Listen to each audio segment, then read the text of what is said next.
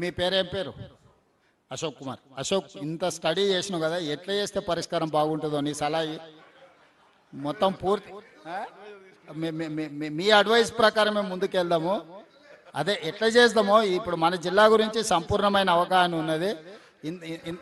ఇంత లోతుగా స్టడీ చేసినావు కదా, నువ్వు ఇచ్చే అదే అదే సోదరా, నిధుల దీనికి కూడా మళ్ళీసారి ఉత్తమన్న అశోక్ కుమార్ను ఒకసారి పిలుచుకొని ఒకసారి కూర్చొని మాట్లాడితే మనకు మంచి పరిష్కారం దొరుకుతుంది. ఒకసారి మంత్రి గారికి నేను చెప్తున్నా, నువ్వు వచ్చి కలిసి కొంచెం నీ సలహా సోదరా.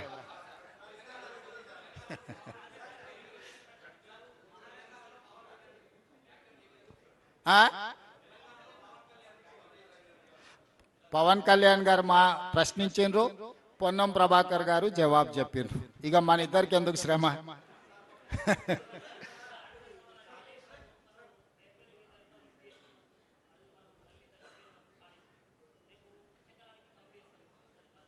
టెస్టులు చేయకుండా చూడు మిత్రమా, టెస్టులు జరుగుతున్నాయి. టెస్టులు పూర్తి చేయకుండా మేము ఏం పని చేయము. ఎన్డీఎస్ఏ ఇచ్చే సూచనల ప్రకారమే మేము పని పోతాము. మేము టెక్నికల్ ఎక్స్పర్ట్స్ కాదు, నేను కానీ ఉత్తమ్ కుమార్ రెడ్డి గారు కానీ. మేము పొలిటికల్ ఎగ్జిక్యూటివ్స్మి. Technical experts different government of India ఏజెన్సీలను, ప్రైవేట్ ఎక్స్పర్ట్స్ని అందరిని ఎంగేజ్ చేసినాం. ఎక్స్పర్ట్స్ ఇచ్చే నివేదిక ప్రకారమే పునరుద్ధరణ జరుగుతుంది.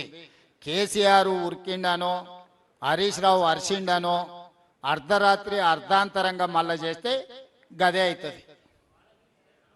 అందుకే చెప్తున్నా, దానికి ఎన్డీఎస్ఏ రిపోర్ట్లు, మిగతా అన్ని ఏజెన్సీలు ఇచ్చిన రిపోర్ట్లు తీసుకున్న తర్వాతనే పూర్తి చేస్తాము.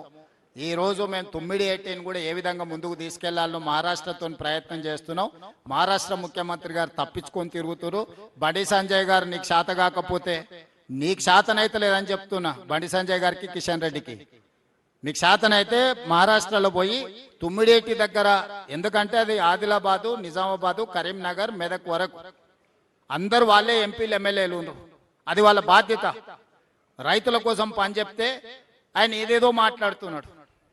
సో మహారాష్ట్ర ప్రభుత్వంతో 9/18 మీద చర్చించేసి ఆ సమస్యను కూడా పరిష్కరిస్తాం. Thank you.